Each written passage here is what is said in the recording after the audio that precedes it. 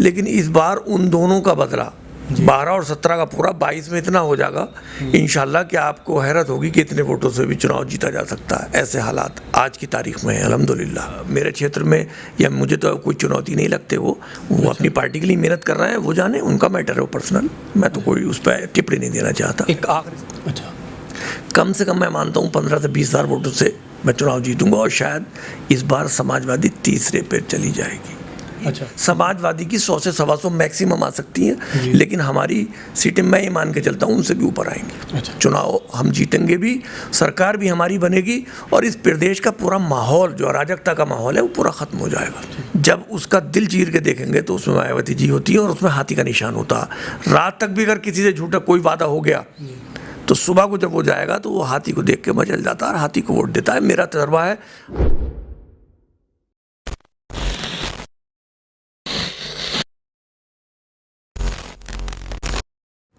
नमस्कार, आदाब। फैज़ान फारूकी नाम है मेरा और द पब्लिक व्यू देख रहे हैं आप। इस वक्त मैं मौजूद हूँ, अगर मैं इनको ये कहूँ कि संभल की पॉलिटिक्स में सबसे ज़्यादा पढ़े लिखे नेता, उनके साथ मौजूद हूँ मैं, अकीलुर रहमान खां के साहब के साथ, तो ये कहना गलत नहीं होगा कि वो संभल की राजनीति के सबसे ज़्यादा पढ़े लिखे नेता हैं, सबसे ज़्यादा काबिल नेता हैं।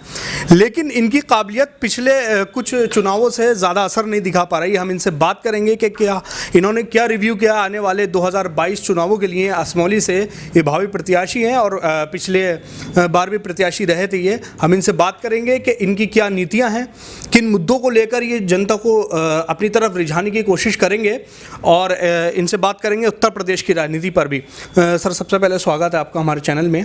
तो सर ये बताइए कि इतनी ज़्यादा काबिलियत आपके काम क्यों नहीं आ रही पिछले कुछ चुनाव से? लोकसभा चुनाव में भी काम नहीं आए, पिछले विधानसभा चुनाव में आपने क्या रिव्यू किया है और इस बार क्या नया करेंगे? नहीं, देखिए, काबिलियत आप मत कहिए, मैं अपने आप के बारे में ऐसा नहीं बोल सकता। ये आपका व्यू है, थैंक यू फॉर दैट। लेकिन मैं तो इतना जानता हूँ कि पब्लिक के बीच में मैं हमेशा रहा हूँ और पब्लिक के बीच में आज भी हूँ।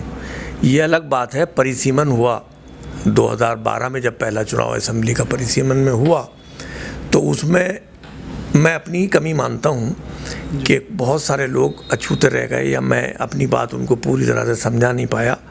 चुनाव में मुझे उस तरह से अपेक्षित जो वोट मानता था मैं वो नहीं मिले। 17 में भी कुछ थोड़े कम रह गए, लेकिन इस बार उन दोनों का बदला 12 और 17 का पूरा 22 में इतना हो जाएगा इंशाल्लाह कि आपको हैरत होगी कि इतने वोटों से भी चुनाव जीता जा सकता है। ऐसे हालात आज की तारीख में है अल्हम्दुलिल्लाह। अच्छा, जो जनता है, जो अब मौजूदा विधायक हैं असमौली की, मैम पिंकी यादव जी, तो उनको लेकर जैसे मैं जा रहा हूं तो काफ़ी लोग कह रहे हैं उनके एक तरह से कि यार कुछ भी हो, करवाया हो या नहीं करवाया, काफ़ी सारी वीडियो, हम तो मैम की ही तरफ जाएंगे।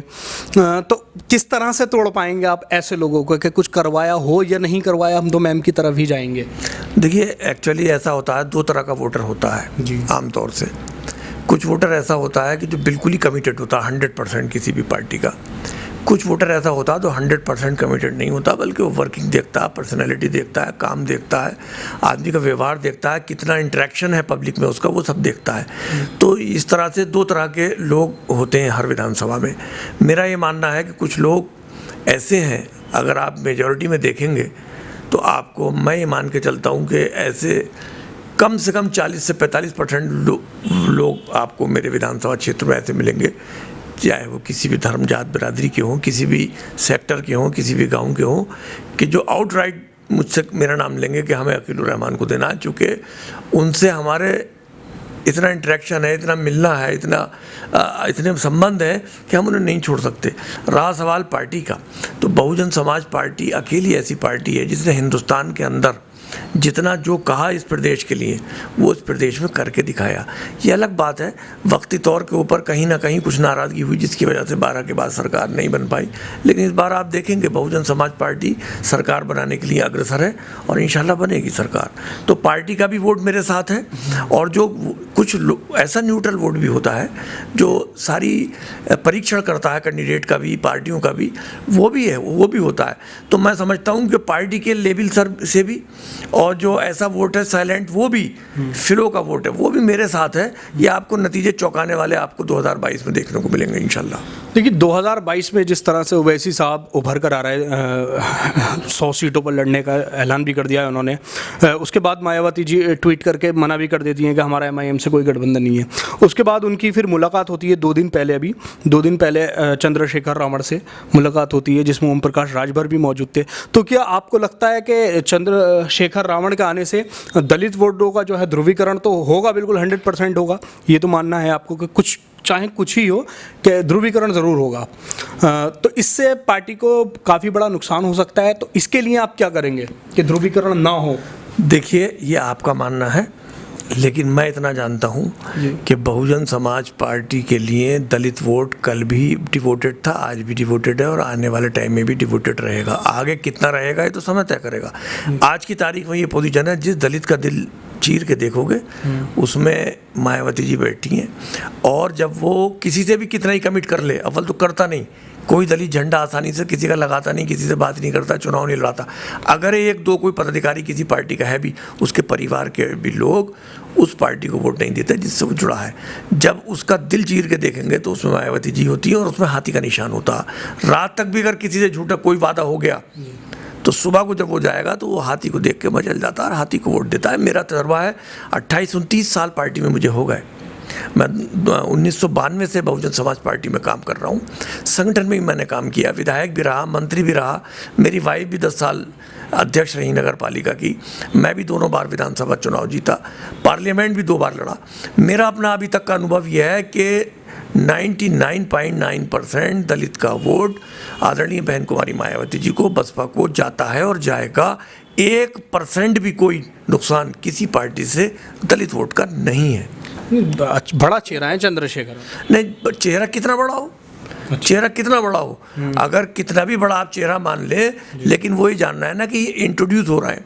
अगर हमारा वोट इधर उधर गया तो आदरणीय मायावती जी की पार्टी को ठेस पहुंचेगी। इतना समझदार वोटर है, 1 वोट भी बिगाड़ने की स्थिति में नहीं है कहीं भी कोई।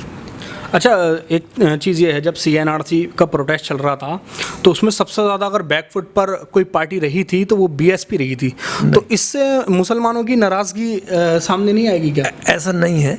अगर ट्विटर खेला था ना, सड़कों पे तो नहीं आ पाए थे ना? नहीं, देखिए, सड़कों पे आने की भी एक स्ट्रेटजी होती है।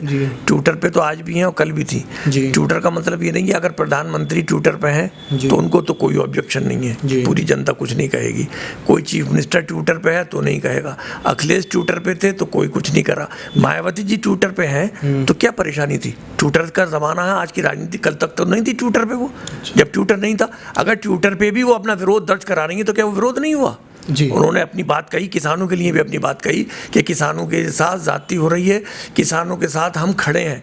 NRC में भी उन्होंने जो कहना था वो उन्होंने कहा। इसके अलावा जिन मुद्दों पे जो ज्वलन मुद्दे थे इन 4.5 सालों में, हर ज्वलन मुद्दे पर जो है आदरणीय बहन कुमारी मायावती जी ने अपने अपने वक्तव्य दिए हैं, ट्विटर पर रही हैं, और जहाँ ज़रूरत पड़ी है निकलने की भी निकलने का प्रयास किया। प्रशासन ने आसानी से निकलने नहीं दिया कि मायावती जी को, अगर निकली तो न जाने कितना डरता कि क्या हो जाएगा, ऐसा नहीं है। अच्छा, असदुद्दीन ओवैसी साहब के बारे में क्या मानना है आपका? जिस तरह की उनके पास साथ एक चीज़ चलती है, BJP की B टीम, तो इस पर क्या कहना चाहेंगे आप? क्योंकि बिहार में तो उनसे मिलकर चुनाव लड़े थे। देखिए, मैं किसी को भी ABCD टीम नहीं कहने का मुझे अधिकार है। हिंदुस्तान के छोटे से छोटे और बड़े से बड़े, हर धर्म और हर जात, हर बिरादरी के व्यक्ति को पार्टी बनाने का, पार्टी चलाने का, अपने पार्टी को बढ़ाने का अपनी स्वतंत्रता है। हमारे हिंदुस्तान का आइन जो है सबको फ्रीडम ऑफ स्पीच भी देता है, फ्रीडम ऑफ प्रॉपर्टी भी देता है, equality before law and equal protection of the law with in the territory of India, ये भी देता है। तो अगर वो बना रहे हैं तो मैं क्यों टिप्पणी करूं? मेरे सामने तो कोई उनके लिए कोई मेरे क्षेत्र में या मुझे तो कोई चुनौती नहीं लगते। वो अपनी पार्टी के लिए मेहनत कर रहे हैं, वो जाने, उनका मैटर है वो पर्सनल। मैं तो कोई उस पर टिप्पणी नहीं देना चाहता। एक आखिरी सवाल, कितने वोटों से जीत दर्ज करेंगे आप? मुझे ऐसा लगता है कि बैजूई में भी मैंने बहुत अच्छे वोटों से, जो हमारे बीच में विधायिका हैं असमोली विधानसभा क्षेत्र की पिंकी यादव जी, इनके पिताजी फाइट कर रहे थे उस समय मेरे साथ। 1996 का चुनाव भी वो लड़े मुझसे। मैं उनसे लड़ा, लेकिन वो चुनाव जीत गए थे। दूसरा चुनाव 2002 में मैं उन्हीं से लड़ा, वो मैंने उन्हें लगभग 16-17 हज़ार वोटों से हराया था। तीसरा चुनाव आदरणीय विजेंद्र पाल सिंह यादव जी तो नहीं लड़े, उन्होंने अपनी पुत्री को लड़ाया, पिंकी यादव जी को, और वो उनकी स्थिति और पीछे गई, वो तीसरे नंबर पे आई जी। तो मुझे ऐसा लगता है कि ये चुनाव भी अपना इतिहास 2007 का दोहराएगा। अच्छा, कम से कम मैं मानता हूँ 15 से 20 हज़ार वोटों से मैं चुनाव जीतूंगा, और शायद इस बार समाजवादी तीसरे पे चली जाएगी।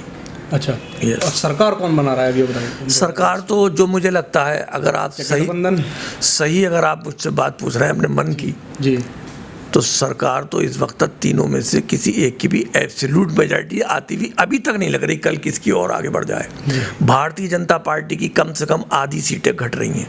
अच्छा, नॉट मोर देन 150। समाजवादी की प्रोपेगेंडा टीम पूरी है, प्रोपेगेंडा खूब है जी। हाँ, आपको देखने को मिल जाएगा कि समाजवादी का और बीजेपी की टक्कर है। बसपा का नाम भी कहीं कहीं नहीं लेते। मुझे याद है 2007 का चुनाव, 2007 का जब चुनाव हुआ तो हमारा तीसरा नंबर बताया करते थे मुख्य चैनल, अखबारों में भी छपता था, सर्वे भी हुआ, उस सर्वे के भी रिजल्ट ये शो करते थे कि हम कहीं नहीं हैं। और जब रिजल्ट आया तो 211 सीटें अपनी बहुमत की एब्सोल्यूट मेजॉरिटी की सरकार हमने बनाई। इस बार भी मेरा ऐसा मानना है कि सरकार बिना हमारी ही बनेगी, सरकार और बन नहीं सकती किसी की भी, चूँकि जब 150 सीटों से अधिक नहीं आएंगी बीजेपी तो 250 बची। 250 में क्या आप ये मान के चलते हैं, मैं आप ही से पूछता हूँ, क्या समाजवादी पार्टी की 200 सीटें आ जाएंगी?